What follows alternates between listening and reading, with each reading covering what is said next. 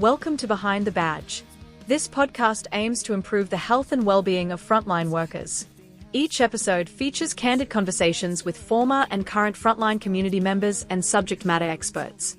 Join us as we explore the unique nature of serving in high-risk roles, sharing inspiring stories of resilience, strategies, and resources. We are not qualified health professionals, nor are we aligned with any organization. The opinions expressed in the podcast are solely our own. Additionally, the content may evoke strong emotional responses for some. Listener discretion is advised.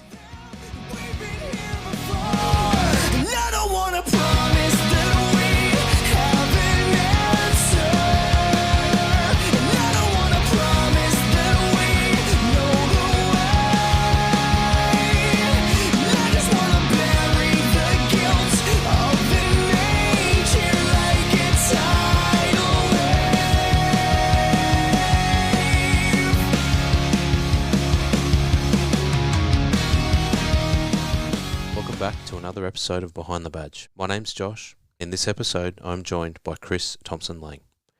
Chris is a veteran of the Australian Army, spending 14 years in the Royal Australian Engineer Corps. Chris spent time as both an enlisted soldier and as a commissioned officer. He deployed to Afghanistan on Mentoring Task Force 3 in 2011, where some of his experiences would ultimately lead to some mental ill health and discharge from the Army. Through Chris's mental health journey, he found yoga and ultimately was a co-founder of the non-for-profit organisation Frontline Yoga Incorporated.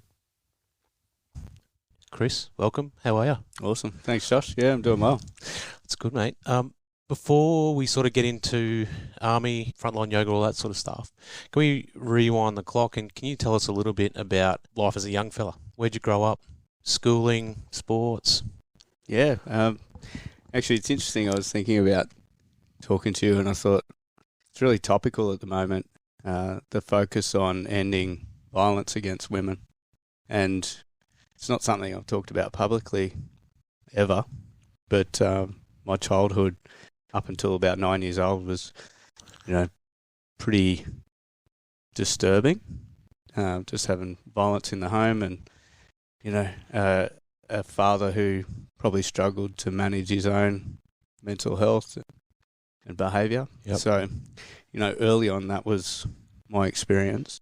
And we got out of that situation basically because Mum I remember I was playing kangaroo cricket in the central west New South Wales in Orange. And it was strange because I was halfway through the game and Mum and my grandfather turned up and pulled me. I was like, what's going on? And I said, I'll tell you later. And we got back to my grandparents' place. And look, in a lot of ways, the violence at home was kind of normalised because I didn't know any different. We got home and I could tell everything was pretty tense. And I think it was the first time that Mum had actually disclosed to my dad's parents what was going on. And they were obviously supportive and we were there for a little while and trying to work out what we'd do. And I remember being in the front yard playing hockey and Dad was a plumber. He pulled up in his van and he said, come here. I went over and he said, tell your mum to get home or else. I was like, oh shit. And I didn't actually say anything. Just sort of kept that to myself and then Mum came out later and she was on her knees and she said, I don't know what to do. Tell me what to do. And to you to or me? Yep. Yeah. So. And sorry, how old were you at that point? 9. Wow. Yeah. And I had a younger sister. She was 3 at the time, and I just felt like the weight of the world on my shoulders, and I just said to her, "We've got to go." So we did, and that was it. So I guess from that point on, I went through some interesting emotions of, feeling a bit of resentment towards her as I was growing up, that she'd asked me to make that decision. I'm sure she would have made the decision on her own anyway, but there was that, and then, really just missing my dad in my bones. After that advice, you guys did leave? Yeah. Yeah, so we left. We went up to Sydney, moved in with my mum's mum, my grandmother, which was, great in a lot of ways, but then went through court process and, I was allowed to go and see my dad and, went through a period where I went back to his place and then decided I was going to stay because he'd just let me do anything. Yep. So I was, having the little throwies, the little throwdown beers. Yep. Drinking beer with him when I'm like 11, 12 years old. Pretty shocking. Yep. Went through a bit of court. Family law courts are terrible. I saw it, just basically depleted all of their financial resources. He lost the house. Any money that Mum would have got was gone. And look, this is, sadly, it's a common occurrence in Australia, and I think it's good that we're shining a light on it now because there's that, and I didn't become aware of it until later. I know we'll get into talking about Afghanistan and military stuff, but I wasn't aware of the trauma that was being stored as a result of those experiences, and then seeing how that impacted my mum through the years. But look, things got better. I had other opportunities. Mum remarried, and I went up to the Northern Rivers of New South Wales and sort of went through a few different lifestyle changes up there as a teenager. Going from Sydney, multicultural Sydney, to finishing primary school up at a place called Tabulum, where it was sort of half Indigenous, and then the other half was a mix of farmers' kids and ferals, bush block kids. So, Sorry, what age were you when you went up to Northern Rivers? So it must have been 12, and So you'd gone down with Dad. It had been sort of in and out. So the drinking, I get a little bit lost with memories that are interesting, especially if you're drinking. Look, when I used to travel, so from the age of 12 when we moved up there, I used to travel by train and bus back to Orange from up around Casino, get on the bus and then train. And it was pretty hectic thinking about it. I've got, a 14 or 15-year-old kid, and there's no way I would let them travel anywhere on their own like that. No way. But, it's all experiences. So was your little sister was a fair bit younger than you. Was she with Mum the whole time? Yeah. So it was, really sad. Like, I think in Dad's desperation, he made some pretty horrible threats around, violence towards my sister. So, it was pretty convincing that I needed to go and see him, but there was no way Mum was going to let my sister go down there. And I remember, there was times where Mum had left and come back, and that sort of went on for a few years. And probably one of the most harrowing moments in all of that was seeing his desperation in trying to hold everything together and threatening to take his own life. At what age were you then?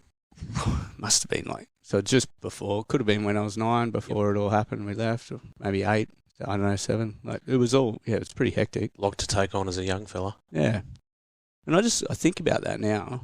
I know we'll get into it more, but I think, that's some of the challenges that our mates, can face when they're going through their own mental health crises and, feeling like things are falling apart, and you can get pretty desperate and say and do some desperate things. So, I think on reflection over the years, I've gained a bit of perspective on his behaviour and understand that, he's not a bad person.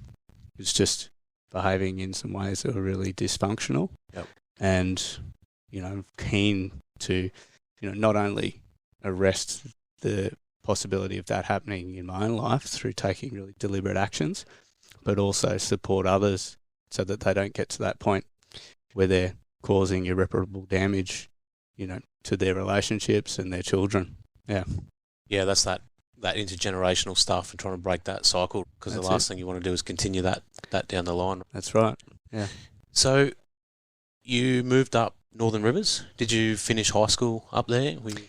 Yeah, so look, I gave my stepfather a pretty hard time when he met Mum and they got married, but he bribed me by taking me up to a property up on the Northern Rivers and taught me how to drive when I was 12. So it's this Datsun 120Y, and he's like, teach me how to paddock bash, and I'm like, this is the best thing ever. Yeah. Sitting on 2 phone books and and I remember sitting in the garden after having a lesson, and he goes, "So are we mates?"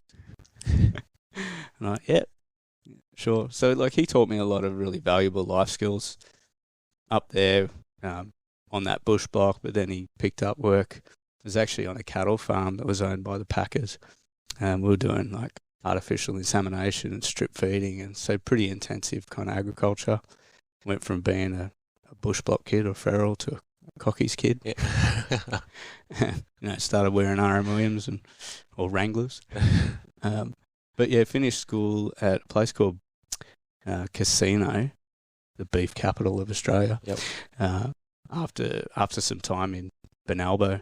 So yeah, sort of went around a few different schools up there, but all good experiences. I think it was good to finish off school in town for my social skills. Instead of just hanging out on the farm or on the bush block. Yeah, that's right. Yeah. I'm, as you know, here doing a permaculture course at the moment, and I was thinking about most of my success in any sort of culture was a little bit of horticultural, and the only thing that seemed to grow well for me was marijuana. So you fit right in the Northern Rivers. That's then? right, yeah. And Dad was pretty good at that too. Actually, there's probably a story to get to later is just recognising triggers. But to give you a bit of background, Dad grew marijuana in the backyard in the greenhouse, and I got a sword for Christmas, and I remember going out and just was amazed at how well this sword would slice through these mole trees. Uh-oh. Yeah. And he kept it together. There was no consequence to it, I guess because he knew he was doing the wrong thing. But there was one point where police raided our house, and so he spent a couple of nights in jail. And yeah, he had some colourful associates, with some outlaw motorcycle gangs and, all sorts of things. So I guess I got an interesting exposure to different parts of life. Pretty early on too. Yeah. Just quickly on your dad, did you maintain that relationship with him even through, as you grew up as a young adolescent and then into your early adult years, sorry?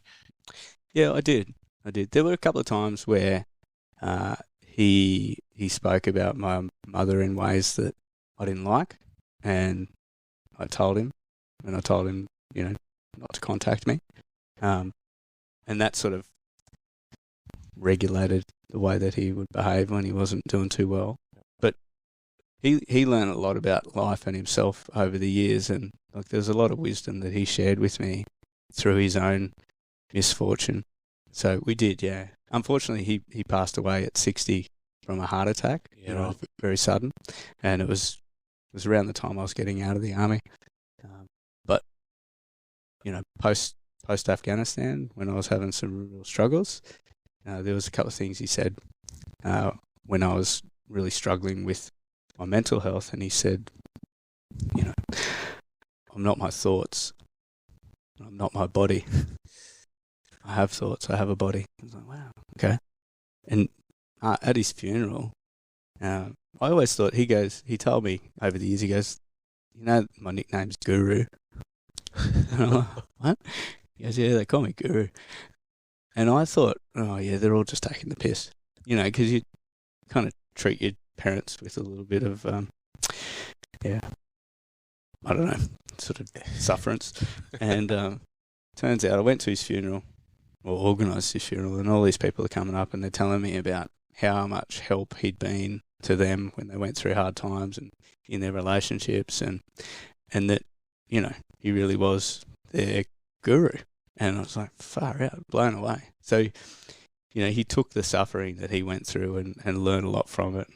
And it gave me, I guess, hope, and should give others hope that no matter what you go through, there's an opportunity to rebuild, to learn from it. Awesome, mate. So, jumping back to finishing school, what point, or did it cross your mind at any point to join the military? Like, did that come into the frame? Did you have anyone else in the family that was military or police or anything like that? Yeah, so, I mean, early on, my only interaction with police was negative, but for the military, my stepfather was actually in the military, and he talked about his time at Kapooka quite fondly, and then I found out later, and he got promoted to Lance Corporal pretty quickly, and I found out later he was actually a dental nurse. Yeah, right. He kept that one quiet. And I remember, having a party, and he organised one of his mates to get an army tent, and we had a fire out the back and slept in the army tent. And yeah, that was the initial thought. And then I think when I was in year 11 at Casino, I went to 41st Royal New South Wales Regiment in Lismore and did work experience. Yep. And it was like a mini basic training. And I just loved it. Like, it was so good. The hard stuff was good. I remember we did the beep test and I forgot to bring shorts. Or I probably didn't pay attention to the instructions. I just turned up and I'm in long trousers. And I still smashed everyone. So I was like, yeah, I'm made for this. And got a couple of awards for doing fairly well on that. And I think that was the point where I went, yep, this is something I'll take seriously. Finished high school. Actually, I went down, I did the interviews in Sydney to go to ADFA. And they said to me, I just said, go away, finish school. So this was end of year 11. And, I went during year 12 and they were worried about my confidence and maturity. Yep. So. What year was this? Sorry, Chris. So that would have been either 2000. Yeah. So basically I got a rejection letter even before I'd finished school. And they offered me a couple of jobs, and one of them was engineers. So I said, oh, well, I'll finish school first. Did that, and then, seeing the struggles of people that have finished before me trying to put themselves through uni or working in a crap job, going to TAFE, that sort of thing. I'm like, I'm not going to have it. I don't want to be impoverished. Yep. As a young fella. I'd been through enough of that and just decided that I'd go into recruiting. So my motorbike broke down between Casino and Lismore, and I got myself back to Lismore, went into the recruiting office and like, all right, let's go. And they said, yeah, no worries, there's a 6-month waiting list for engineers. And that's all I wanted to do from that point, because one of the girls at school told me she was trying to be an engineer and they wouldn't let girls in. And I said, yeah, that's for me. Well, how times have changed. Yeah, yes. Look, I wanted to do something that was sort of macho in my 18-year-old sort of attitude, but I didn't want to be infantry. I wanted to have. She said, engineers is kind of like infantry, but you get to do more stuff, and most of them are smarter. So I don't know who told her that, but was that the only push you had to go engineers? Because when you go for your testing and your interview and stuff, you put down multiple preferences. Yeah, actually, it came down to, so the mechanical aptitude I did fairly well in. Yep. And that was, so the recruiter, I think that was when I was going for ADFA, said, you're not quite there for officer training, but, your mechanical aptitude is really good.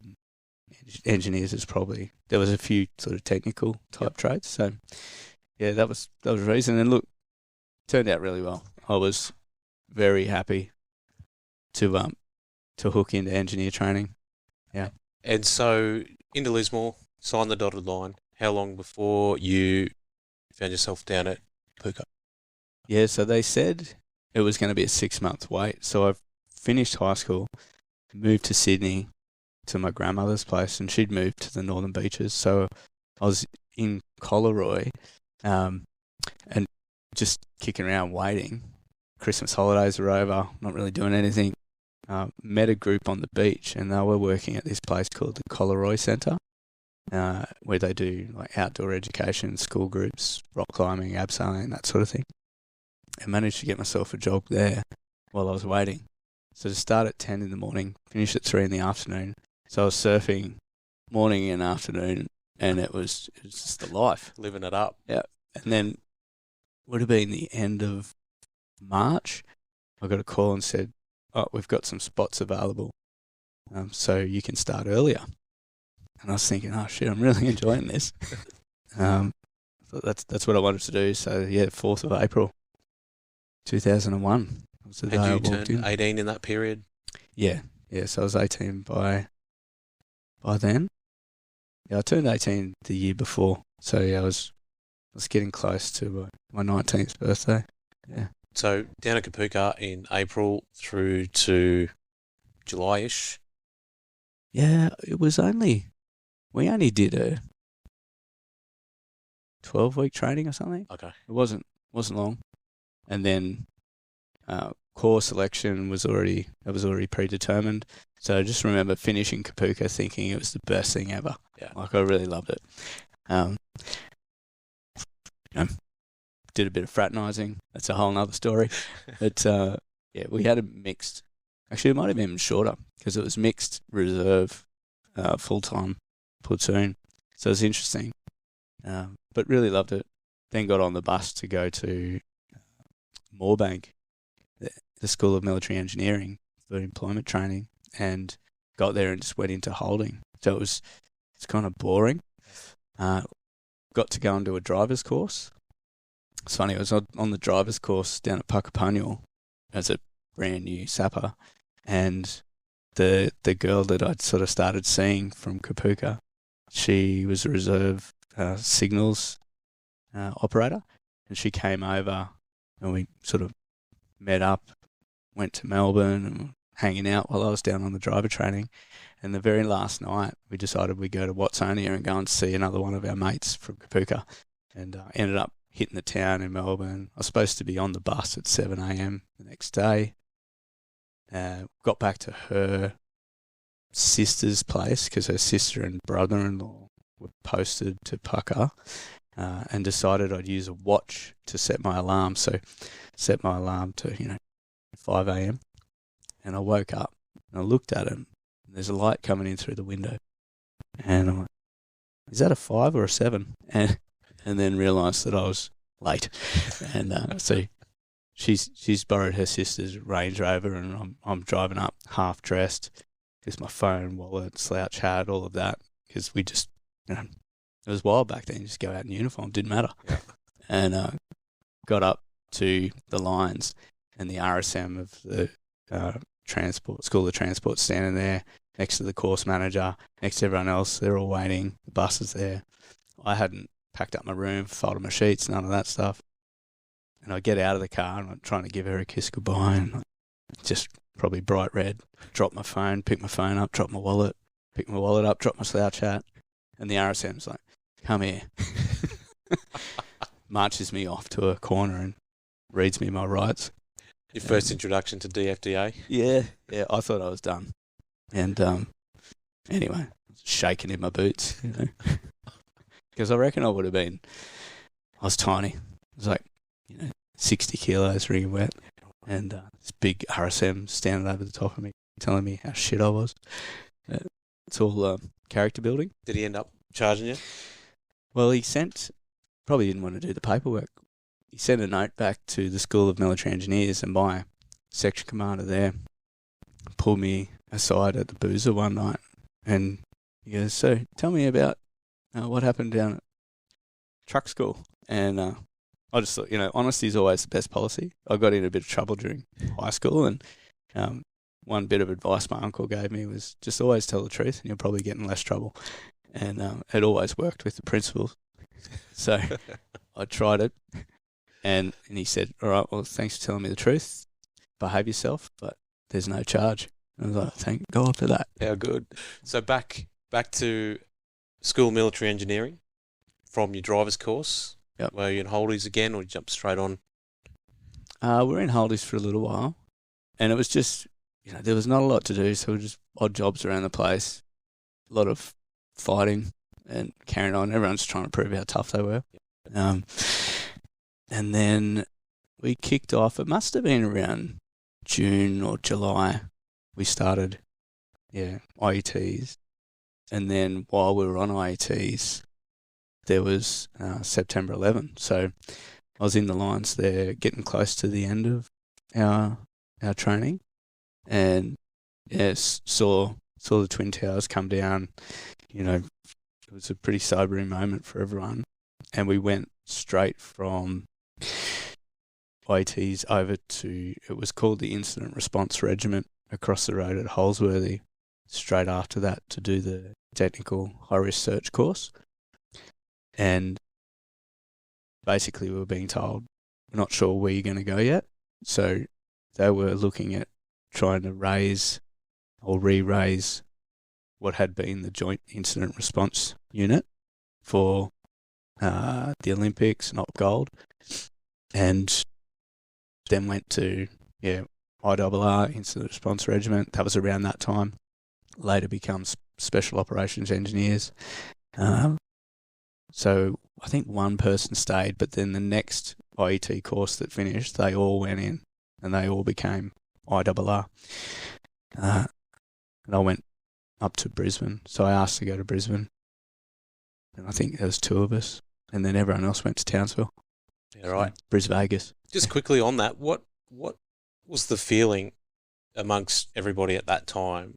Being in the military, but still pretty fresh. Was everyone excited? Were they uncertain? What was the sort of general feeling within the army at that point? Yeah, I think there was a bit of uncertainty. I don't know if I wouldn't call it excitement. I think it was, everyone was sort of like, holy shit, the world has changed and we're in a position where we're probably going to be called upon to do something about it. And that was the messaging we were getting. There were the olds and bolds, the, EOD operators coming in and giving us briefs. So for those listening, the explosive ordnance disposal or the, bomb squad guys, and, the dog handlers, and we're going things through all of the sort of worst terrorist attacks in recent history and looking at like the Oklahoma bombing and that kind of stuff, and basically waiting for the next attack to occur, because it was, sort of thinking this is going to be a string of attacks. So the focus for engineers from that point largely became counter-explosive, counter-terrorism, even though we'd just gone through all this, the old school conventional military training of mine warfare and bridge building and demolitions and all that kind of good stuff, and water purification. Yeah. Yeah, but then we really narrowed our focus onto counter-explosive work. Nice. So you said you posted to Brisbane, to Combat Engineer Regiment. How was that? Yeah, it was good. Like, Brisbane's fun. I think professionally it wasn't as good as the feedback I was getting from the mates that went to Townsville, because 2CR had been a reserve regiment, and they were re-raising the full-time regiment in response to September 11. So it was rebuilding, basically. And there was a bunch of guys that had been to Timor, and they were coming back. A lot got out after Timor, similar to our experience after Afghanistan. So there was sort of whoever hung around, and then they got positions of leadership. And I got thrown into Section 2IC pretty quickly, and then did the Subject 1 for Corporal, now the Junior Leadership course, pretty quickly. So I think they were sort of racing to try and build capability. And then at the same time, we were just having a blast in Brisbane. Yeah. How long did you stay at 2CR? I was there from 2001 through to 2005. Yeah. So I left as a full corporal. And I'd actually was kind of getting bored. I thought I'd wanted to go back to engineering and do the officer training eventually, but got along really well with the Padre. And the CO was a staunch Catholic. The Padre was a Catholic priest. And he asked me one day, he goes, have you ever thought about being a chaplain? I was like, oh, yeah, I suppose. Because I was doing I was going to a church outside, just constantly trying new things, trying to find myself. I was going to a church, sort of getting involved in some leadership there, and had the opportunity. Like, basically, they worked out a deal. They said you can be full-time army, but you can go study full-time theology in Brisbane, and all you need to do is help the reserve squadron, on Tuesday nights, and maybe do some weekends or whatever. So I was like, yeah, sure, sounds good. So got to go and study. But then the RSM got wind of it. It's like, you can't have this. You can't steal my NCOs.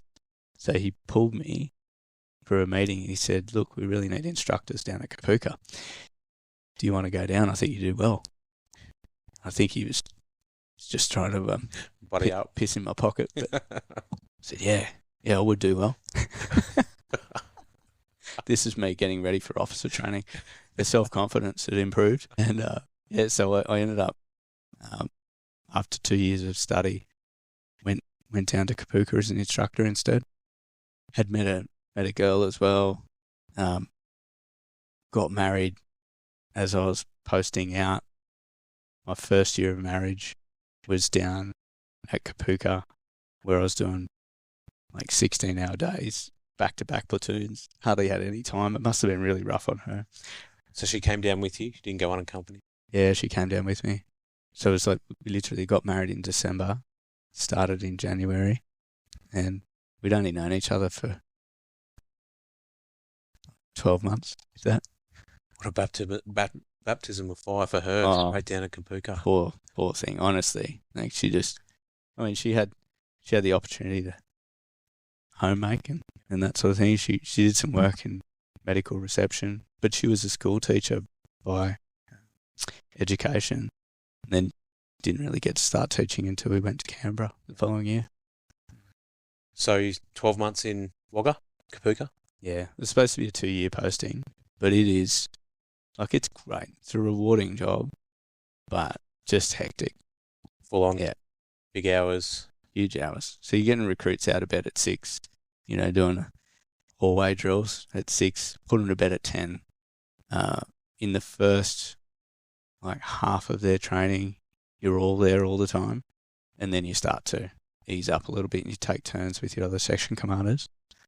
But it's just full on. And because we were doing back-to-backs, so we'd march out one platoon and 3 days later we'd be marching the next platoon in. And we had to finish our post-platoon admin and all that sort of stuff. So you'd probably get a day and a half off in between. It was wild. How did the relationship go throughout that period? I was a pig. Yeah, just when you're at Kapooka as an instructor, it's like you're God. The recruits just see you as being the ultimate. And there were jokes about this, a recruit came in through the front gate and the CEO was there and had asked the recruit something. And, the recruits basically said, you need to check with the corporal, because that's how they see you. Yeah. So I had this, stinking attitude. And I just things were going pretty well for me in the military as well. And I just didn't know how to be a husband. I just didn't know how to be a partner. It was almost like I had this attitude that she was an extension of me rather than her own person, which is really terrible. I'm glad I recognised that later on. But yeah, it was rough on her. Was that the catalyst for moving to Canberra for your next posting? So yeah, while I was at Kapooka, I actually applied for Duntroon. It was my platoon commander there who was a retread.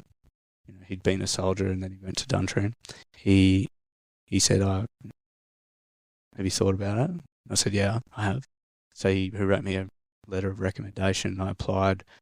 The CEO supported it as well. So after all the officer selection board and all of that, I started in 2007. So I had 2006 down at Kapuka instructing, and then 2007 started at Duntroon. So it's like going from being top of the pop to just being a shit kicker again as a staff cadet. So it was interesting. Didn't have to really think much for the first 6 months. Was there any recognition of your what you'd done previously, or was it just clean slate? Yeah, no real recognition. It was, there was informally. So the instructors sort of knew. Some found it threatening because it's really rough, actually. As an instructor at Duntroon, they're sergeants, but they get pulled straight out of their units, and then are instructing straight away. So they're expected to have instructional skills and know all of the doctrine and all of that. Whereas at Kapuka, you do a full course to become an instructor. So and it's a pretty ruthless assessment to start instructing recruits. So there were a few things that I thought could have been done better. But anyway, there was that recognition. But the first 6 months was rough. The next 6 months was better. So 18 months in total, Duntroon? Yeah. Yeah, so they do third class, first 6 months, second class, the next, and then first class at the end.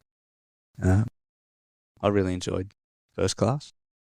I think, yeah, just focusing on platoon, company or squadron level operations and leadership and understanding where things fit.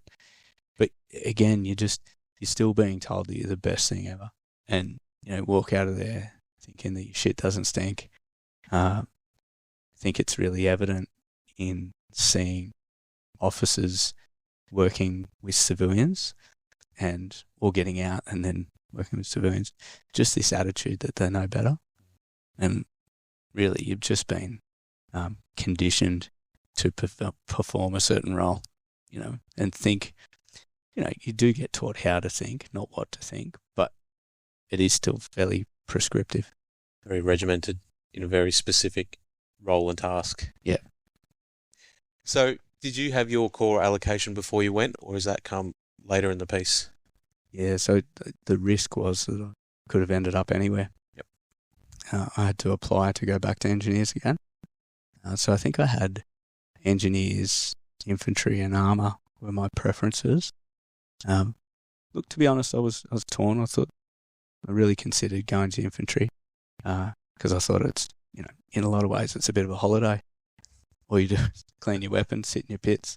You get shot at a lot more. But I seriously considered it just so I could spend more time at the gym and at the mess and all that. You know what it's like as a sapper, and you're always working. Yep. Yeah. But got selected to go back to engineers, and there was a guy, Sean Barry, who well worth talking to. We were instructors together at Kapuka. Then he was 6 months ahead of me at Duntroon. He actually went to infantry, and I went back to engineers. But he runs an organisation now called Extra Specialists, and he's actually made a couple of movies. He's a body double for Russell Crowe, and he's killing it. So there's one thing we did differently. Yeah. So you get your allocation to engineers. You get to put your posting preferences in. Yeah, I'm trying to think whether that came because I did put posting preferences. So I went into a holding posting because they only it's a 7-month officer training. So it's the longest officer training in the Army at the School of Engineers, and I had to wait. So I went to 17 construction in Holsworthy, and while I was sitting there, I applied for para, dive, and then subunit PTI, and that was my last preference, and that's the one I got. That's standard. So I became a subunit PTI while I was there, and I just ran the squadron through PT, and was like the admin officer, and it was just market time really. And then started it back at Moorebank doing the engineer training as an officer. By this stage, I had a newborn, So my young fella was born in Liverpool Hospital. That was pretty cool. Yeah. What year was that? That was 2009. So kick off, young fella's born, kick off your officer training, 7 months of that. Yeah. How's the wife going? Have things settled down a little bit through that? Because I imagine officer training is, still somewhat difficult period as well. Yeah, look, it was just a continuous whirlwind for her, to be honest. Time at Kapuka, hardly saw each other. When we did, it was like piss-ups with the other instructors, and their families, and then get to Duntroon and you're away for so much of it. Or just, you have Sundays off to yourself. Most of Saturday's like an admin day, and you might have the afternoon where you're playing sport. So there's a few interesting moments there where she'd had enough. It's like, I want my husband. But yeah, and then probably the time we connected best when we got to, so I found out on graduation day at Duntroon, she told me that she was pregnant. So it was awesome. Yeah, good. Best news, getting to tell all my mates we're leaving, it's just a really, really good time. And the time that I was waiting to do the engineer training, we were living in Wattle Grove. We actually got to hang out and it was nice. So, gardening together and stuff like that. Probably actually getting to know each other properly for the first time. Yeah. And then I think I got back into training mode when I was doing the officer basic course. So I had a habit of really prioritising military over anything else, and probably to the detriment of, her health and our relationship and all of that. But that's just the way it was. So, got through it. Got told while I was on that I was going to Afghanistan straight after training. So there's 3 of us picked for deployments straight after the course was finished. 2 with Afghanistan, 1 was Timor. And it might have been your trip, actually. I was trying to think. Trav Day, the guy I was replacing. Doesn't ring a bell. Yeah. Anyway, so it was just to do a handover mid-trip with somebody because they had to be posted out. They're doing a great job. They weren't being pulled for any reason, but I think that's who it was. Anyway, on our final bush exercise, I was getting frustrated with some of the stuff because I'd already been there and done multiple courses as a sapper and as a corporal, and so I had some ideas about how things should run. And we had some issues with logistics and mission failures on our final bush trip, where one night we're digging in explosives in an airfield all through the night, and we're supposed to let it off at 3:30 in the morning or something, and there wasn't the right detonators. So we only had non-electric detonators, not electric, and we couldn't do it non-electric. And I'm like, why? Of course we can. And, we just had to fill the holes in, basically. It was so frustrating. And then reserve demolitions on a bridge, similar thing, just under-resourced. Maybe this was by design, I don't know. But we're all getting tired and frustrated. And I was hanging in a harness for like 4 or 5 hours underneath the bridge, strapping charges on. And, it's pretty fatiguing kind of work. And then get up, and they said, nah, to the person that was acting as the troop commander. They said, no, he failed. And he didn't get it done in time. He'd been overrun. And I bullshit. Always out of the cot. I blew up at the course manager in front of all of the directing staff, blah, blah, blah. Anyway, 2 days later, get back and we're cleaning all the kit, weapons and everything, and delivered me another letter. So I got a letter saying I was going on deployment, delivered me another letter, and it was from the CEO of 2CR saying that there'd been a change and that I was now going to be the acting adjutant. Oh, So I was like, massive rap on the knuckles for being outspoken, which, look, is what it is. It was disappointing at the time, but I got the opportunity to go up to 3 CR. So that's after my SAPA experience. I thought I really want to focus on a professional environment. 2 CR had improved heaps by now, multiple deployments, all of that while I was going through training. But went to Townsville, got to work with the CO pretty closely and the adjutant, got to know sort of the senior officers. They realised I wasn't a complete numpty, so I was given emergency response troop for a year, and they'd just been pulled out of special operations, so like the on-base, the fireys, and moved into regular army. So they were pretty jaded about that, but I got to spend some time with them, reintegrate them into regular army, into the regiment. We won all of the sporting comps that year. I think this is probably while you were on, 2010. I just showed up in 2010. Yeah, right. Start of 2010. I mean, there was some absolute weapons in emergency response troop, and had the best time with them. You know, really, I just was like a station officer, and I knew I'd been a volunteer firefighter in New South Wales, like fire. But didn't really know anything about it. Was quite humble. Was led by their experience, which I think put me in good stead, and we had great relationships. And at the end of that year, or towards the end of that year, they were looking to ramp up for Mentoring Task Force 3, and the CO said, look, you've done, reasonable job. You haven't been too shit at reintegrating these guys. Do you want another troop command? And I said yes. So basically took over 23 troop, paratroop, getting ready to go to Afghanistan, and did the final exercise with them in 2010. Got blown up, so simulator blown up within the first 2 hours of the exercise.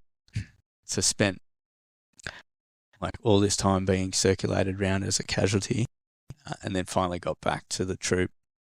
So it wasn't ideal. I would have liked to have spent more time with them out bush. But my mindset kind of changed from being open and receptive to the experiences of emergency response, because I'd been a SAPA, been an NCO. I knew what was expected for a field engineer or combat engineer.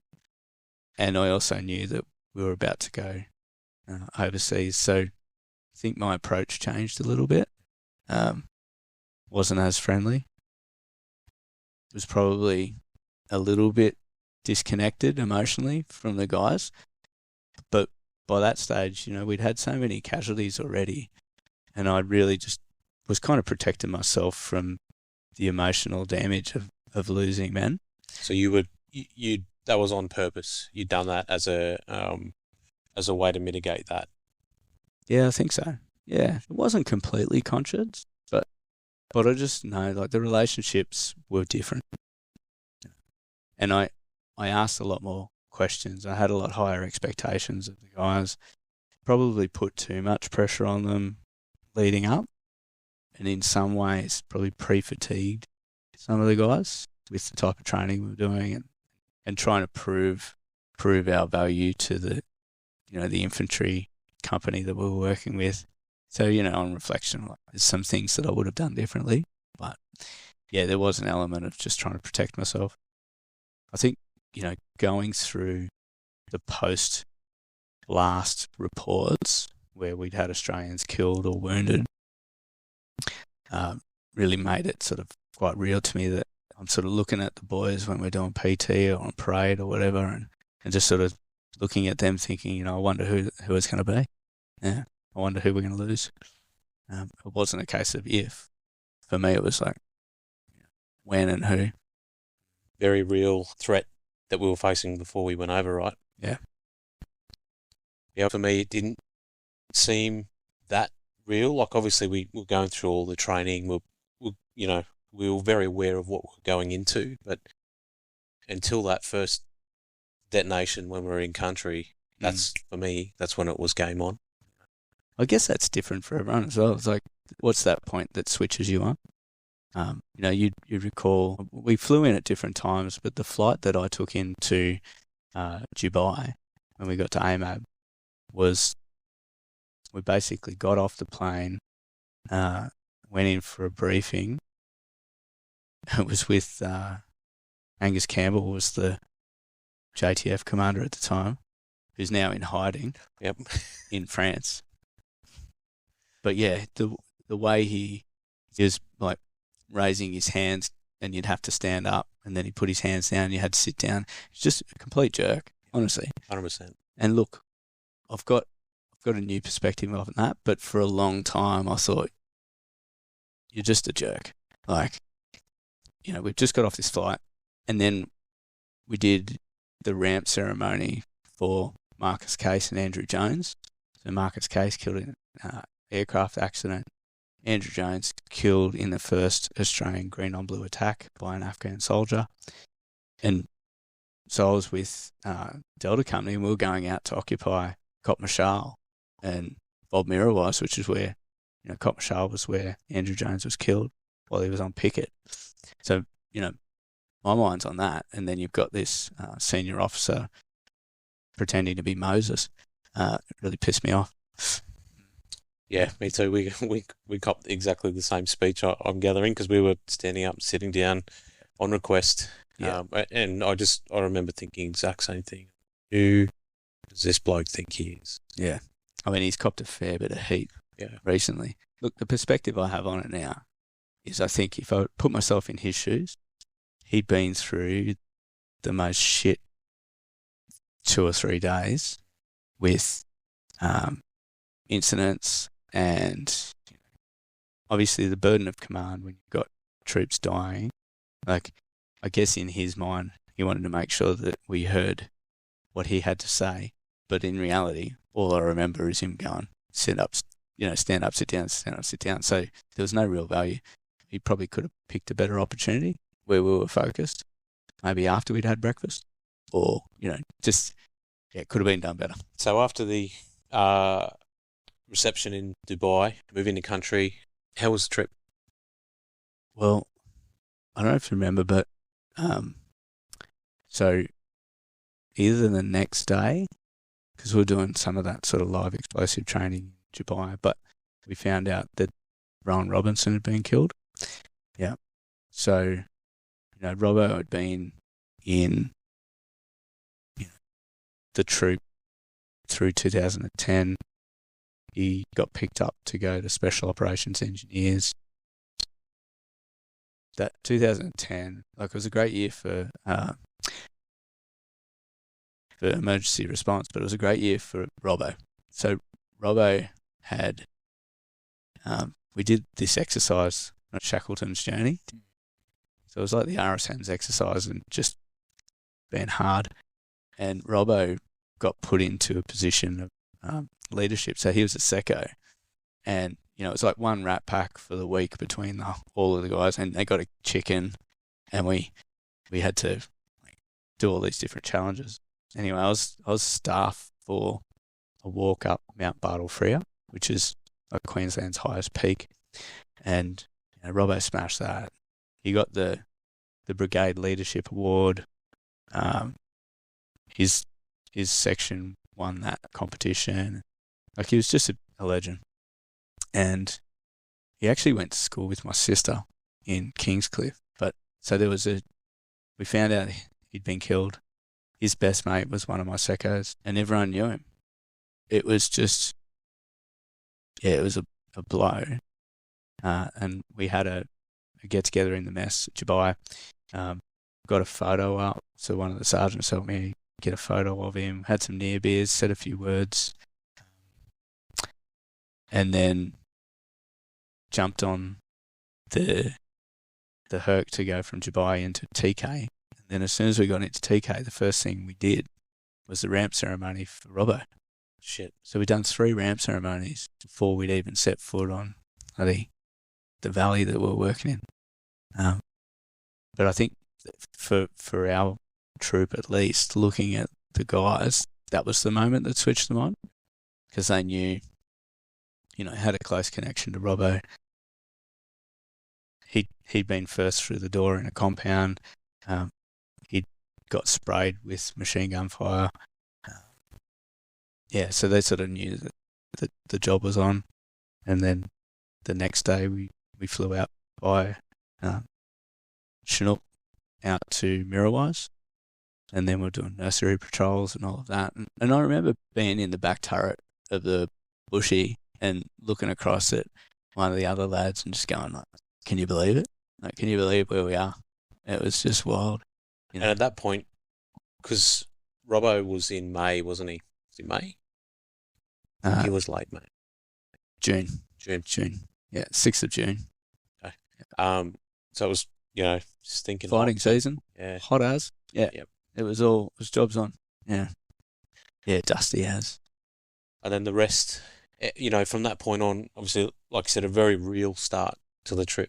3 ramp ceremonies. You get out, get through your nursery patrols. How does everything else go? You're settling into a rhythm. Yeah, it was, look, the nursery patrol was just eye-opening.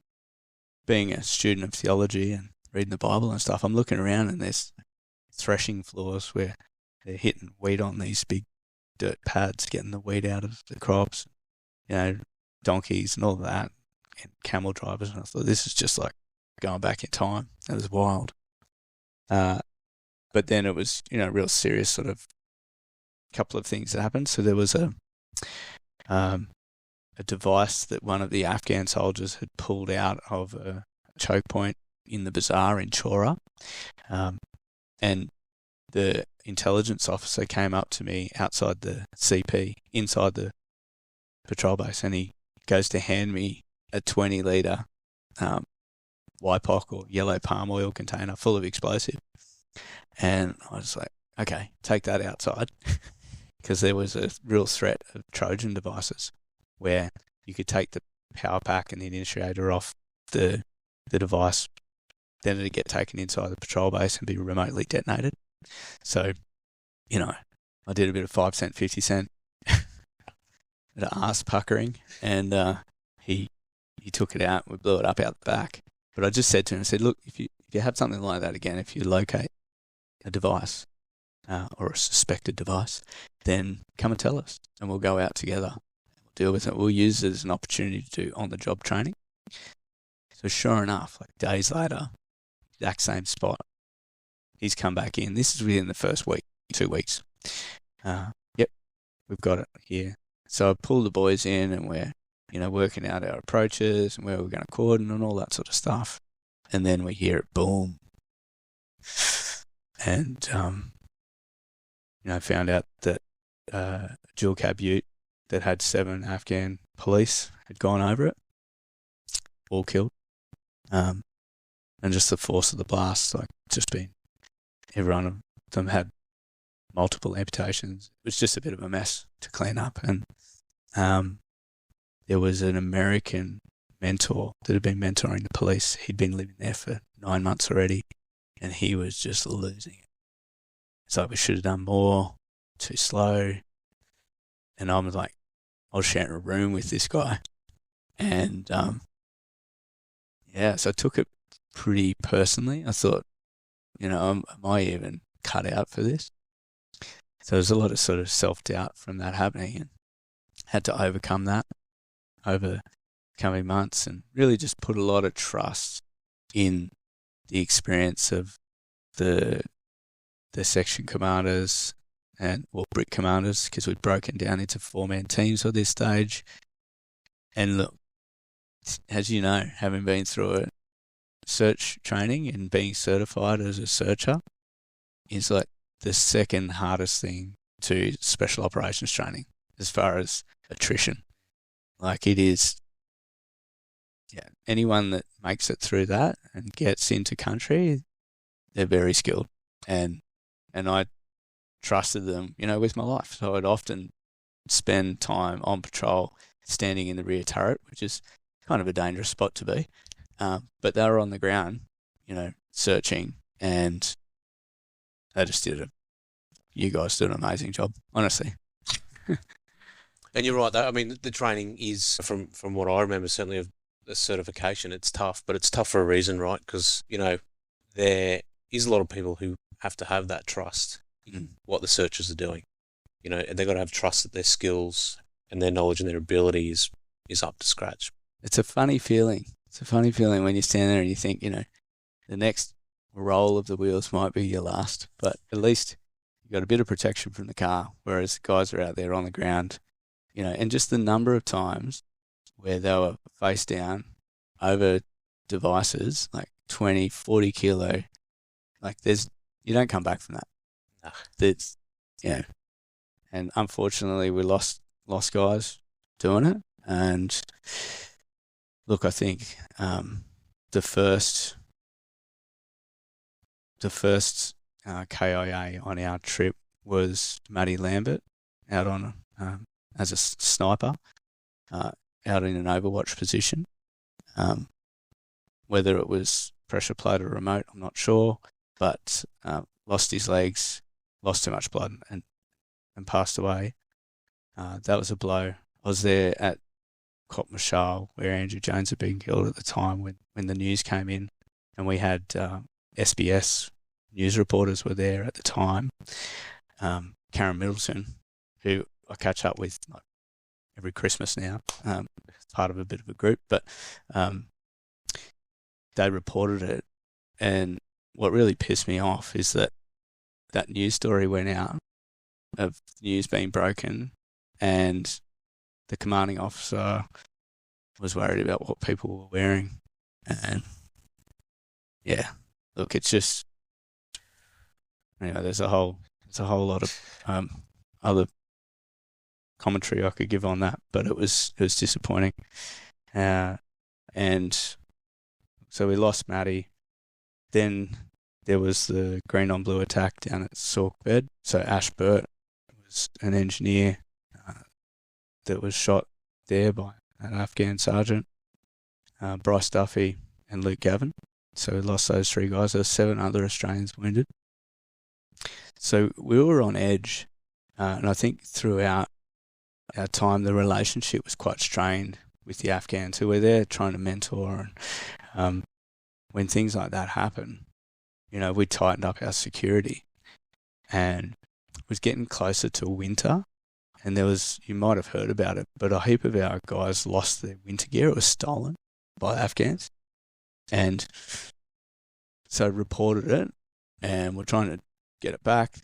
Look, the mentoring relationship at the top wasn't great because they really had no power over affecting a return of that equipment.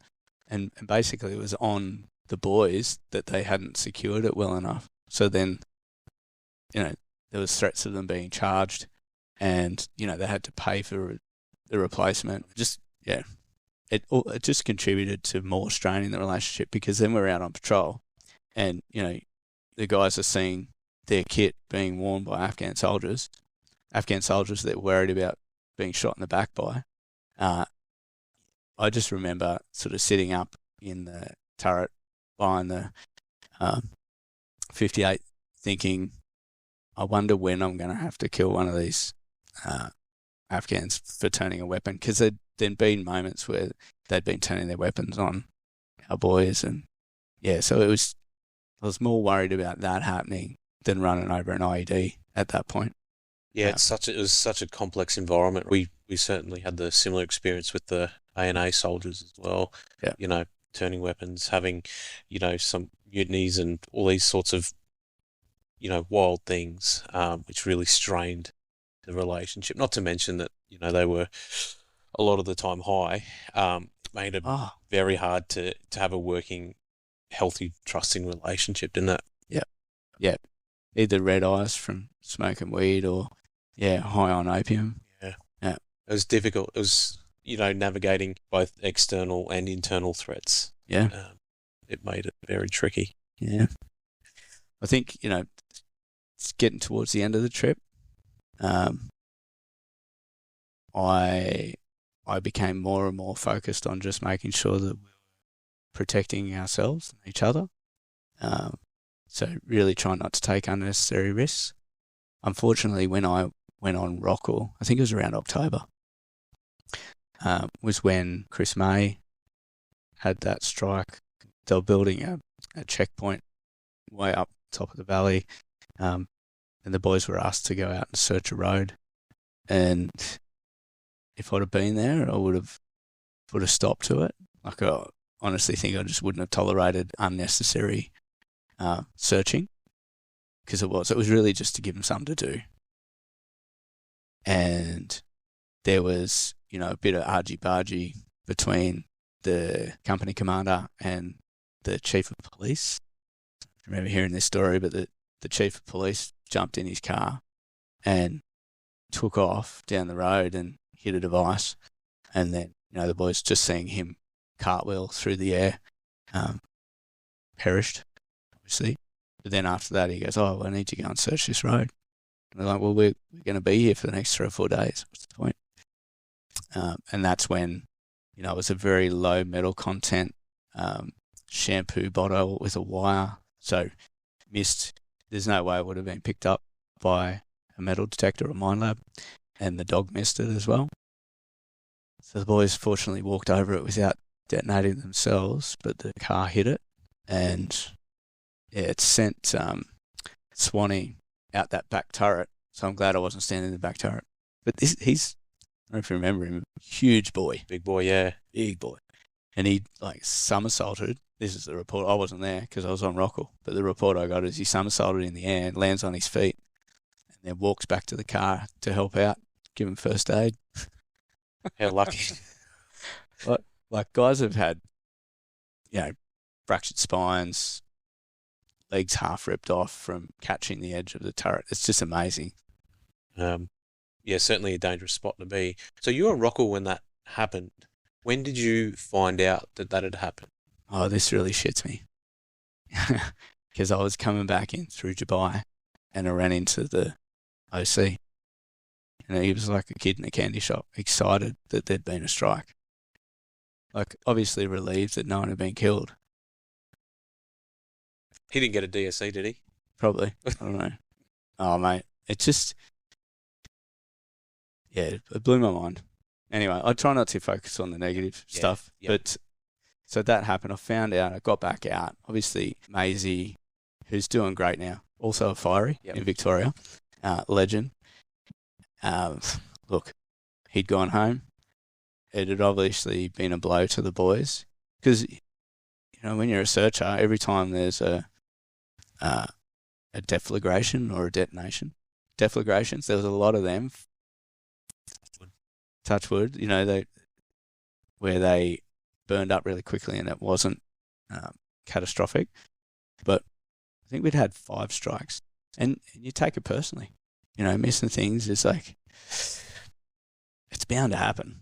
That it's a probability. The amount of shit in the ground in that country, it's going to happen. It's going to happen. But your sense of pride, is that, no, this is my job. And you're right, you do take it personally. Every time something goes bang, that was our role. That's why we were there, and every time something happens, you do take it personally. It's always, I listen to a lot of podcasts now, and it's really great to get perspectives from different people, but just hearing, the appreciation that the Armoured Corps guys and the infantry had to what you fellas did to look after them. It's great. Yeah. So there's one more story I'll tell, and we can move on to bigger and better things. But getting to, must have been December, and we were due to go home in January, and the Afghan commander came to CP and he said, there's a device. So we had one of the fire teams was on bricks, engineer bricks was on Rockall. Another one had gone to another valley to support an operation.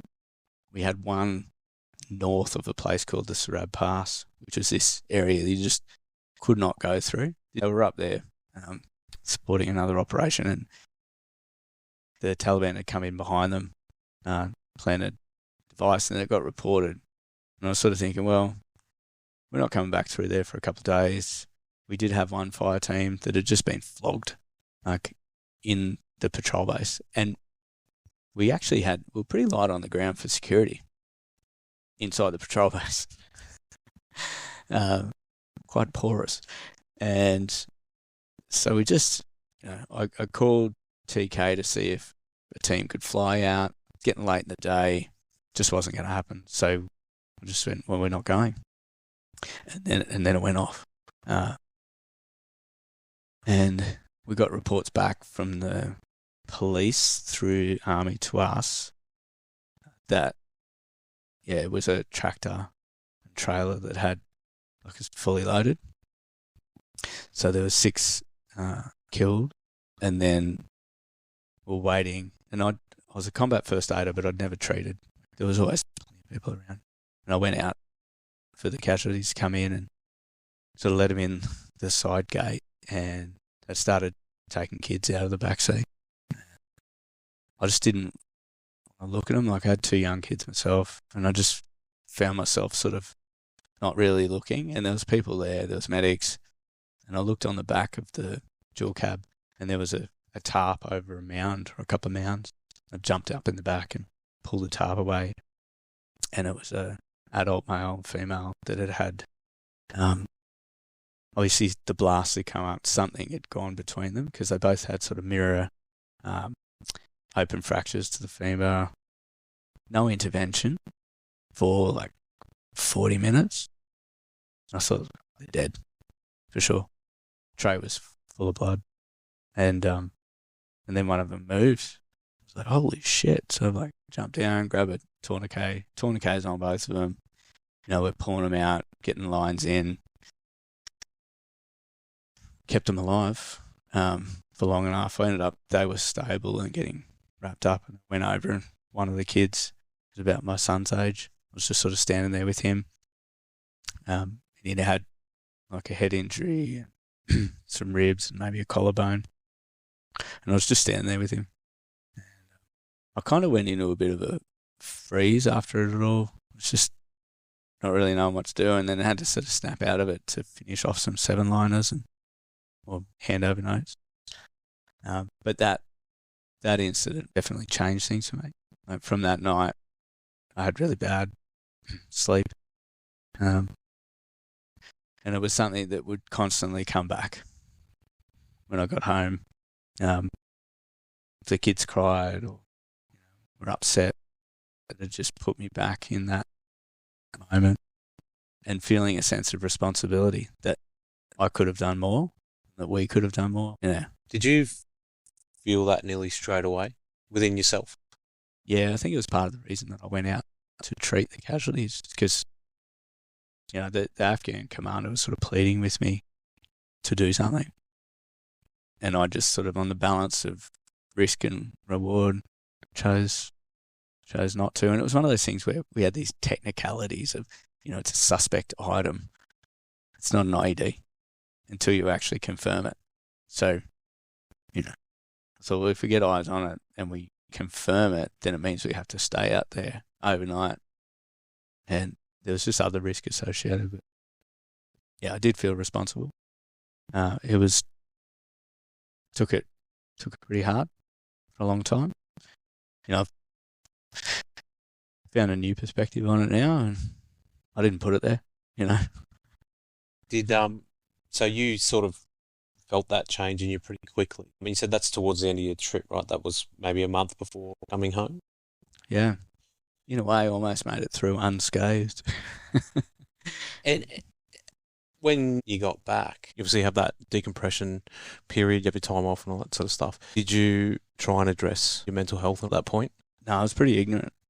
I remember the decompression only went for like 2 days. It's like, come in for 2 days, listen to a whole heap of briefs from DVA and RSL and all of that, psych. And I was just like, all I was thinking is I just want to go home and see my wife and kids. Yep.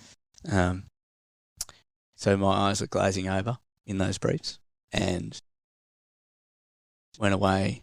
I can't remember how much leave we had. I think we had a bit of leave at the end of that, and then it was 3 or 4 weeks from memory. Was it? Yeah, decent. Then got back to work, and was sort of thinking, what am I doing? I got a promotion. I actually got promoted in Afghanistan to a captain right at the end. I don't know if you remember, we were trying to get out. Did you get out before the snowstorms? No. So we were out every morning scraping ice off the runway in case the mist cleared enough for the planes to come in. And so I was supposed to be home by Australia Day and didn't make it. Got home on the 29th. But, yeah, I remember when we got back to work, there were follow-up things that happened. And I just made myself busy. So there was a bit of an effort to do some mental health awareness and some peer support stuff. And I just actually skipped out of it and went back upstairs and kept working because there were probably signs that things weren't great, but I just didn't want to face it. And when I was actually sitting in the office in Townsville and listening to ABC radio, and it would have been around March, and I heard that an Australian civilian had been hit by a suicide bomber in Chora. There's only one Australian civilian. It was a guy that I'd been basically sorting out his force protection, looking after him with the guys the whole trip. So he won't mind me mentioning his name, but David Savage. So he was there seconded to AusAid. He and I had sort of shut down. It was mainly looking. He was basically investigating or looking at how aid funding was being spent. And he shut down some flows to a bit of a dodgy character in the area who we nicknamed Brown Eyes. And Brown Eyes didn't like that. And it's not 100% sure, but the story is that one of our first chance encounters with some guys laying devices at night. So one of the guys had gone out, one of the sections, infantry sections, had gone out on patrol, and their platoon commander was with them. May or may not have been lost, because they stopped for a nav check. And there's these 4 bloody Taliban fighting age males came walking past, stumbled across them. One of the ANA coughed, these guys turned, they were carrying weapons, and they just got smacked. And the story goes that 1 or 2 of those guys were Brown Eyes' sons. And, Brown Eyes was the local warlord, but he was also doing aid projects. So when the flow of money stopped, Dave became a target because he was doing a lot of the negotiating up at, in the government sort of area and all of that. Yeah, so we'd left. He was out on patrol with the US guys, and just this 12-year-old kid walks up to him and detonates. So I knew it was him. And I just it all just came flooding back. And I remember the OC came in asking me about a training plan or something, and I wasn't myself. And he goes, "You got a second?" He pulled me into his office. He goes, "Is everything all right?" And I just lost it. I just went to water. And, things weren't all right. Things weren't great at home. That all sort of hit me all at once. And anyway, he was a good boss, real supportive. Went through some of his own challenges, but really just got through that year. And I mean, we had some good things. So there was some good training. It wasn't anything too arduous that year, but I remember packing up while we were there. I think it was August. I went off to do promotion course at Canungra. It's a promotion course that I was overdue for doing, and I got a call from my wife while I was there saying that she'd had enough, and that was it. We were done. And I told my staff there, and they're like, "Oh, well, do you want to go home?" And I said, "No, let's go. Like, oh, it's done. And I was just like really cold and emotionless about it all. But like, she was married to a hangover for the whole time that I'd been back from Afghanistan. Like, she'd put in so much time and effort supporting me through everything, and then I leave her with 2 young kids, go to Afghanistan for 8.5 months, come back and I'm an alcoholic. It's pretty rough on her. So credit to her that she made a hard decision, and it was better for both of us at the time. It took me a little bit longer to sort of figure things out, but it was the start. So I stayed on, finished the course, went back to Townsville, moved out, and it was a tough time through the rest of that year. But one of the highlights I remember was having a squadron dining in, and just being able to spend that time with all the boys. I remember Smalley got up and gave a talk. He'd been shot through the shoulder on our trip, and anyway, so it was just a nice way to end the time at 3CR. Had some excellent bosses, excellent relationships, being thrown into positions where we had to interact with other corps and groups of people with their own interests. But it was good. And I drove out. I'm a keen bonsai collector, so I went to that dining in, slept in my swag in the office, had my car, my ute packed with bonsais on the back, and drove out of Townsville, and that was it the next day. Down to Canberra. For your next posting? Yeah. So you were drinking heavily. Had you mentioned to your wife that you weren't feeling yourself? Did she pick up on things not quite being right? Yeah, look, I think so. I think it's challenging for her. Like, she's young mum, just trying to get through. Well, we had 2 kids under 3. Anzac Day was a bit of a rough one, as it can be. I remember she came for the first part of it at the regiment, and then we did that. Probably had about 8 rums before 11 o'clock, and then went into town. So Flinders Street and Robbo's parents were there, so Ron Robinson's parents, and his brother, who was a sniper with one of the infantry battalions. So it was just, like a bit emotional. Yep. And drunk too much. Was in my suit, had gongs on all day.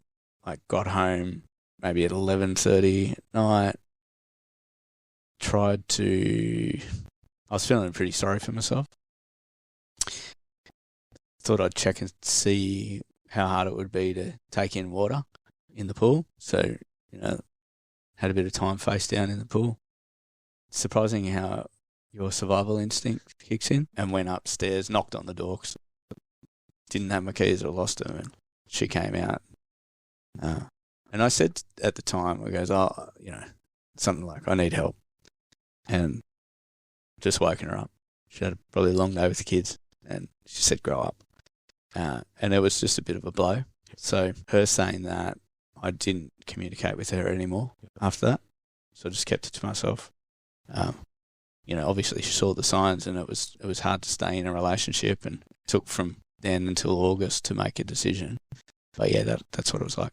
And I realised that alcohol was a huge contributing factor to it all.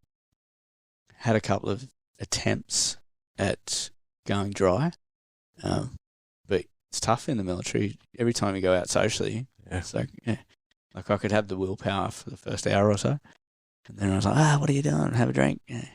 Particularly that year too. I remember that, towards the end of the year, as people were moving on and, people doing different things, was always, send-offs, or people were discharging or whatever. And at the time, the culture was a big drinking culture too. Yeah. So So if you wanted to go dry, you'd only last until the following Thursday anyway. That's right. And you'd be at the boozer again, celebrating, Yeah. Yeah. It was and there was like Waterloo dinners and just, huge drinking culture. And look, I reflect on that now. I think about our time at SME, even when I was doing my sapper training. Like, we'd finish every afternoon with knockoff parade, and the section commander would be like, to the piss, dear Smith. And and he'd point you in the direction of the boozer. And then the engineer call a song. For those that don't know it, we are the engineers. We can demolish 40 beers, drink rum. So come along with us.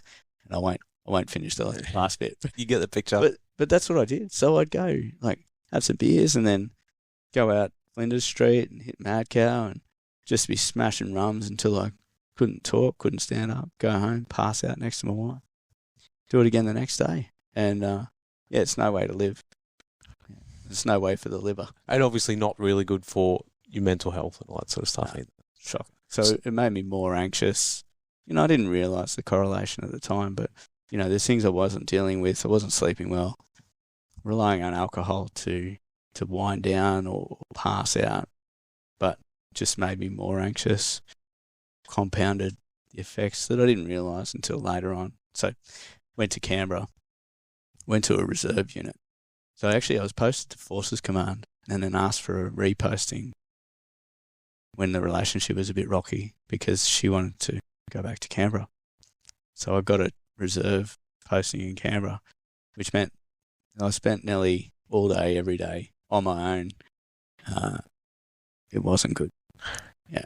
And then Tuesday nights, just getting frustrated at how unprofessional, in inverted commas, the reservists were because my expectations were just way too high. So it was a bit of a downward spiral. And I ended up having my ex-wife, they moved to Canberra as well, her and the kids over for dinner one night, and they all left. And I was just left there on my own after having a really nice time with them and just broke down. I now know it was a panic attack, but I had no idea what was going on. It was just like my whole body just didn't trust being in my own company. I was worried about what I might do and took myself to the hospital on base at Duntroon. And then, got admitted. Nurses were great. Doctor came in. So he's an ex-SAS guy, Rich Evans. He goes, probably PTSD. And I'm like, no. Not a chance. That's for a week. I was so judgmental. I had no tolerance for anyone with any sort of mental health challenges. I just, my attitude was harden up. I've been through X, Y, and Z from childhood, through rough times, and I'm like, I'm fine. Why can't you be fine? He says from the hospital bed. Yeah, that's right. So it was a bit of a turning point. It took some time, but I went to see a psychiatrist sort of after I'd gotten out of hospital.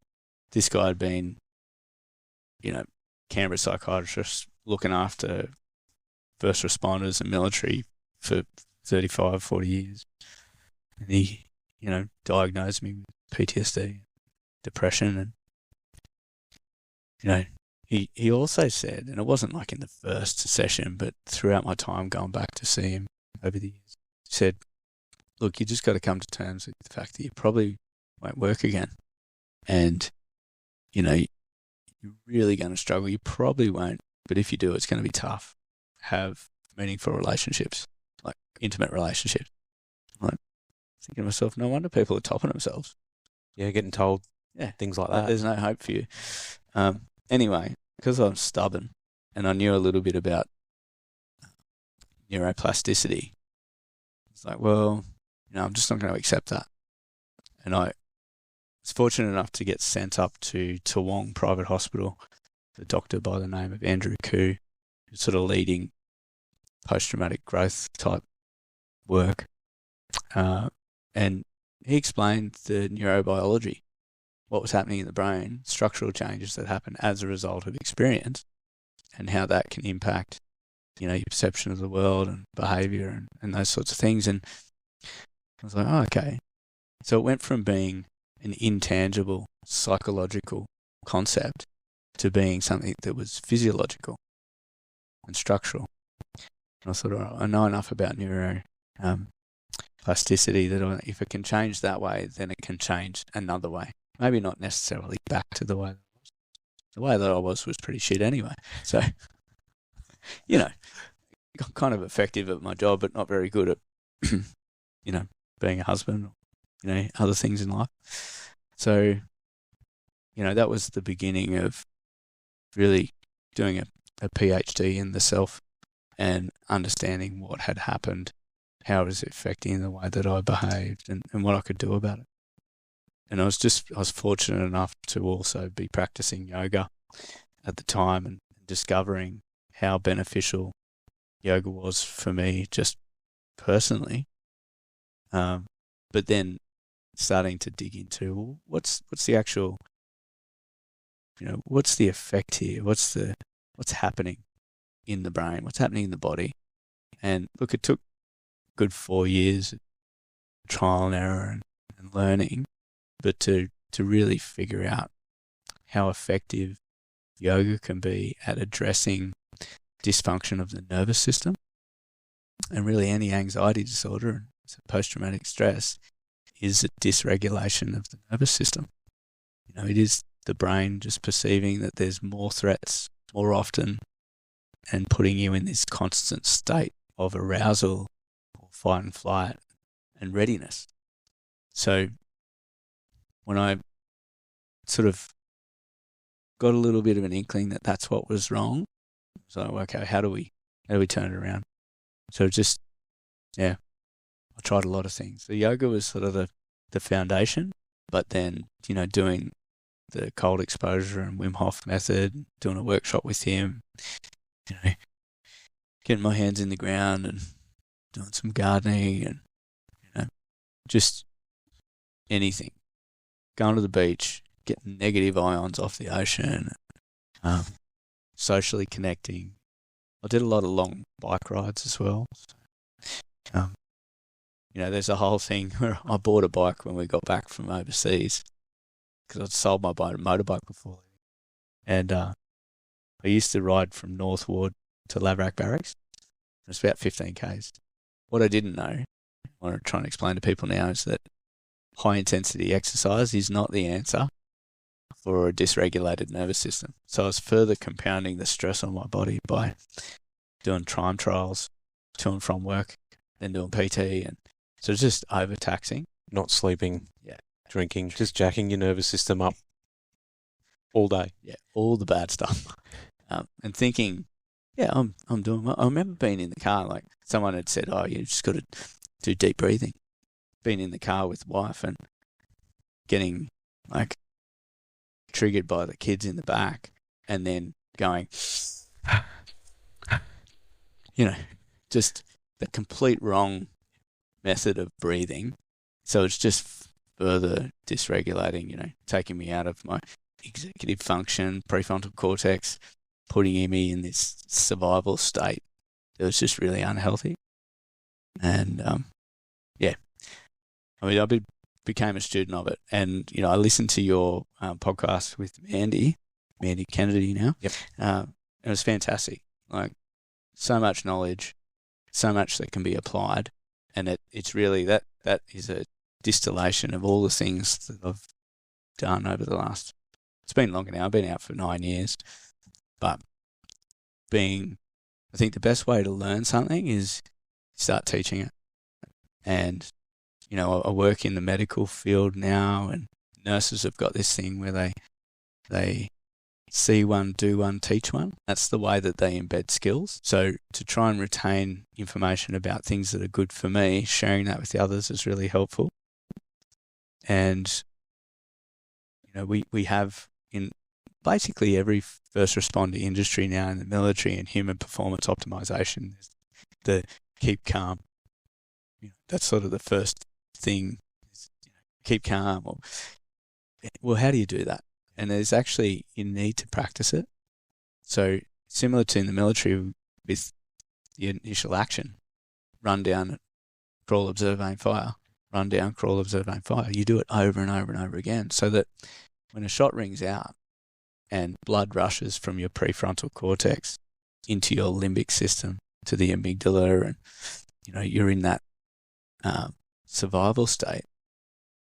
It's actually the cerebellum, the small brain at the back, that takes over what you do because it's muscle memory.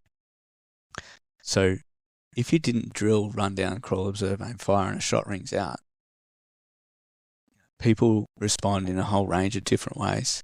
You might freeze, you might run towards the fire, you might run away from it. Most people, without sort of being conditioned, will run away, but it may not be the best thing to do. So we lay down this program or script of run down, crawl, observe, aim, fire, so that you don't have to think about it.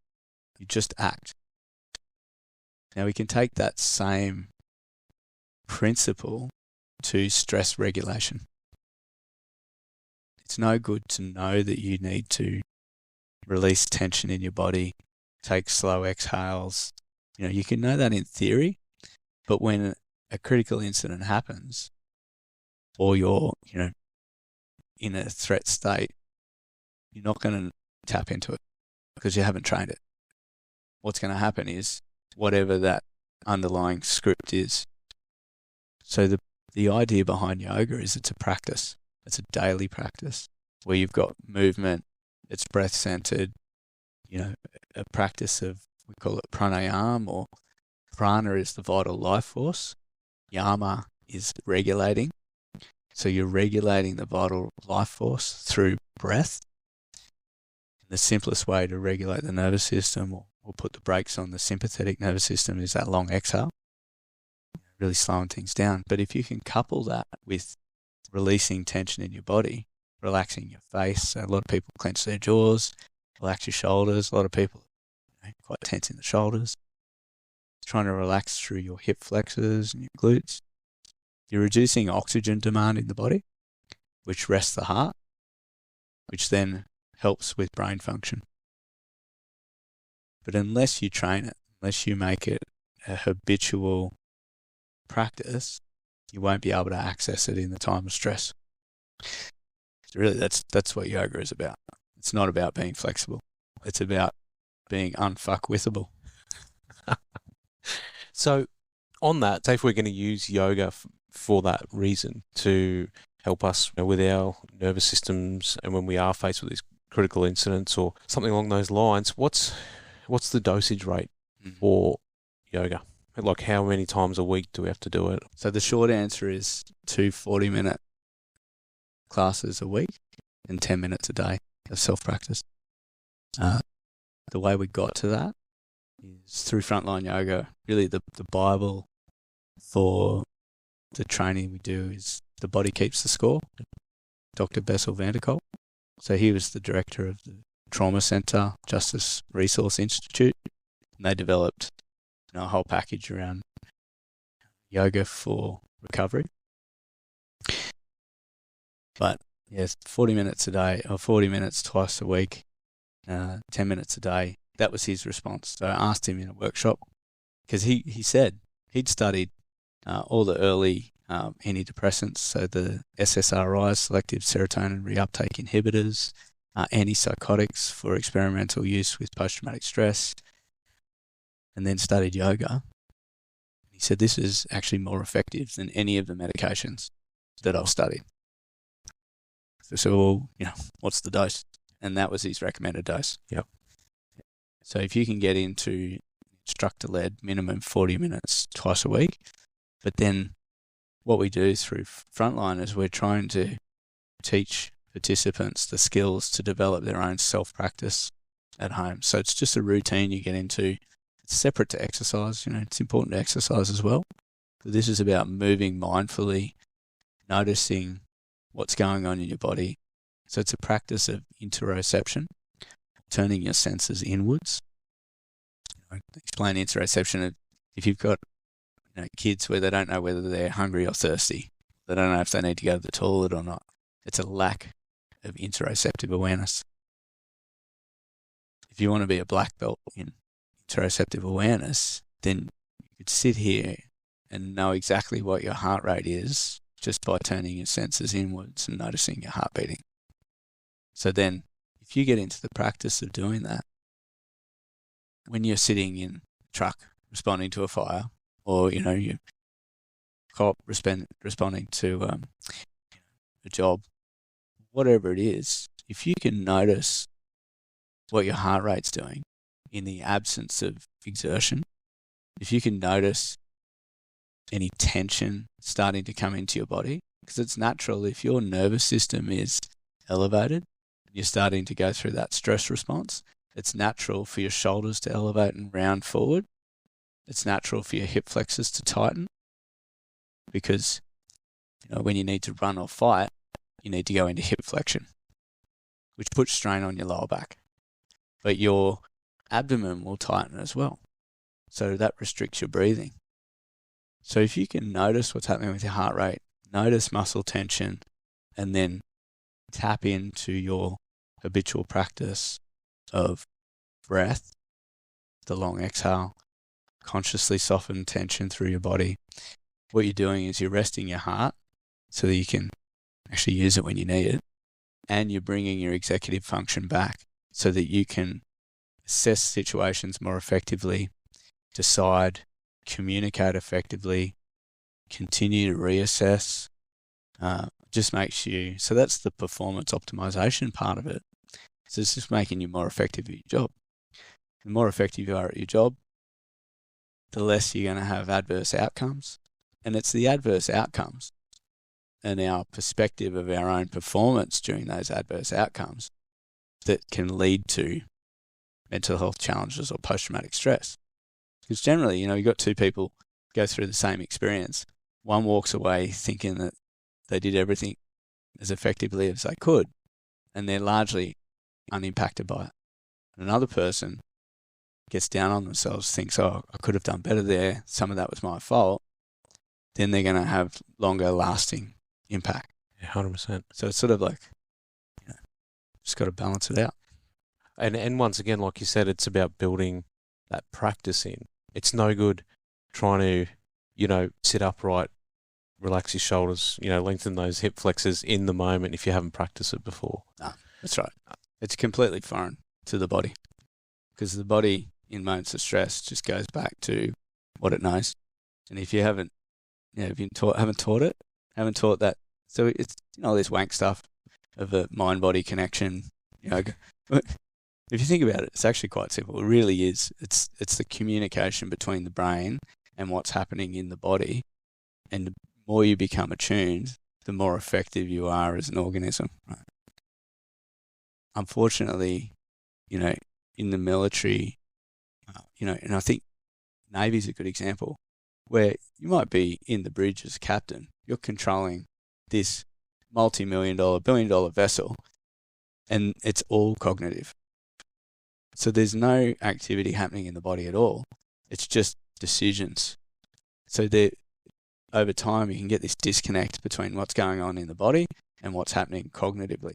And although they might be able to perform really effectively through knowledge and drills and skills and win, the sea battle, there's a lot of stuff that's going on in the body that's just long-term, not good. So if I wanted to, go and start yoga, I've noticed there's a couple of different types. Are they all going to do the same thing for me somewhat? Is there differences? Can you run me through that? Yeah, it's a good question. Look, I started with Bikram yoga. It's a bit like cycling, sprint pace, 15 Ks one way each day. It's 40-degree heat, 40% humidity, 26 exercises, 2 breathing, and it's a bit hardcore. And it's great exercise, but not good for your nervous system. So the best type of yoga for soothing and restoring the nervous system and bringing that executive function back is slower, either restorative or yin. Or, if you get people that really struggle to be still in a yoga class. So for them, I'd recommend like a balanced hatha yoga, where it might start off a little bit stronger. You do a warm-up to some peak postures. It's still focused on movement and breath, but then you sort of come down and cool down and you spend some time on the floor and really focus on noticing your breathing. And that last bit at the end, shavasana or corpse pose, or, we call it resting pose because we don't use some Sanskrit or foreign terms, but that last bit's really important. So if you can get 5 to 10 minutes at the end, just laying down, doing nothing, what you're doing is you're taking the body back to stasis or homeostasis. So we use a yoga class and some of the more stronger postures to stress the body. You're taking it into stasis, artificially stressing the body so you can practice using your breath to keep the heart rate down while you're doing something that's unfamiliar, uncomfortable. And, asana, which you might hear, these names like Virabhadrasana and Paschimottanasana, they all end in asana. And asana is Sanskrit, just directly translates to comfortable seat. So it's not necessarily a comfortable seat, you sitting down cross-legged, meditating. You're doing the practice to find a comfortable seat for your mind in a stressful situation. So, you're in a critical incident, you're in a firefight, you're having a heated argument with somebody. If you can find a comfortable seat for your mind when you have these external and internal stressors challenging you, you're going to have much better outcomes. That ability to think through the problem as opposed to being completely reactionary out of your that heightened nervous system response. Yeah, 100%. Respond, don't react. Easier said than done. It is. Unless we practice right. That's right. So it's the investment that you make in yourself in between those moments where you need it. And hopefully, most people go through life and they'll never need to draw on it. And it'll just make them more effective in their relationships. But, when you're in a high stakes vocation where you are faced with those challenges where your decisions can be life and death, or for some of us, you might find yourself before a Senate inquiry or, a coroner's inquest, that kind of thing. You want to make sure that you've done everything you can to prepare yourself. And, that means looking after your nervous system as well as being really effective with your host drills or your weapons handling and whatever career it is. And look, what I'm seeing over the last 8 years of doing Frontline Yoga, really we set out at the beginning to try and demystify yoga and show how it could be applicable in recovery and performance. And now it's becoming sort of, not saying it's necessarily all us, it's not, it's out there, but it's becoming more mainstream and sought after as a modality within these professions and bases. It's great. Definitely. I never would have pictured, back at 3CR, guys doing yoga to increase their performance. Never in my wildest dreams I would have thought that. But you're right, now it's becoming more and more acceptable as an avenue to go down to improve our performance and our decision making. Because essentially that's what it boils down to, is like you said, when shit hits the fan, you want to keep your head about you and be able to make effective decisions. Yeah. So that when you walk away, you're not doubting yourself or beating yourself up for the decision or the action that you did or didn't take, and have that eat you up at a later stage. Yeah. No one wants to be known as the flapper. Yeah. Or, have the helmet fire, or like there's so many different terms for it. But really all of those things just describe, flipping your lid. Yep. It's just when you lose that prefrontal cortex function and you start to make these instinctive, reactive, not the best decisions. Yeah, no one wants that. And that's not to say it won't happen. Oh, absolutely. Yeah. In saying that, though, I presume if you've got a regular practice like this, you will develop the ability to realise when you are in that state as well and go, put the brakes on for a minute and employ some of those techniques that, the breathing, the long exhales, whatever it is, to then bring you back into a more parasympathetic state to allow better decisions. Absolutely. Yeah, and then look, depending on situations, like that could still happen. Yep. Yeah, for sure. But you're reducing the likelihood. Yep. So it's a risk mitigation or risk management tool to invest in yourself so that you're less likely to have a helmet fire. Flip your lid. To flip your lid. Yeah. But that's why we work in teams as well. So being able to understand yourself and then understand the people around you, you can help mitigate the consequence of that happening in someone in your team if you recognise it.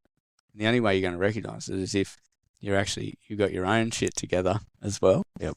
So yeah, it's not an individual effort; it's definitely a team effort. 100%.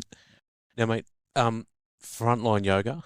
If someone listened to this and said, what these blokes are saying makes sense. I'd like to get engaged and start learning yoga. How does Frontline Yoga work? How do people get in touch? Yeah, excellent.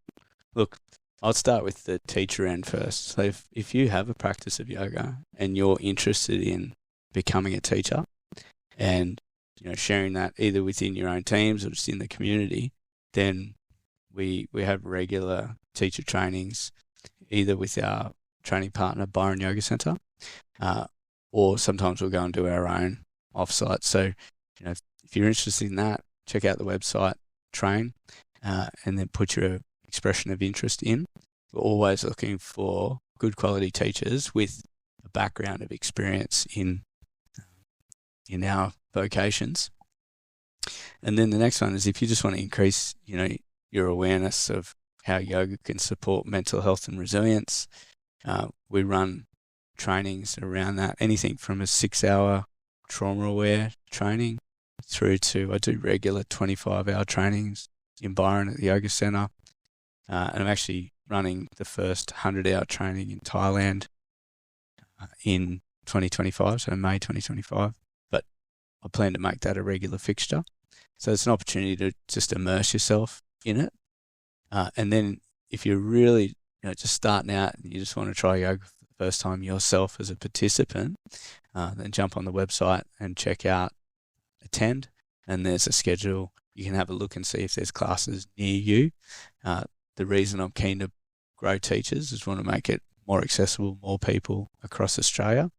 But if there's nothing near you in face-to-face, we've got virtual classes that you can enroll in there. So there's a few different avenues. But in failing all of that, just go to a yoga studio near you. Tell them you heard about it through Frontline Yoga. Check them out. If it doesn't suit you, try another one.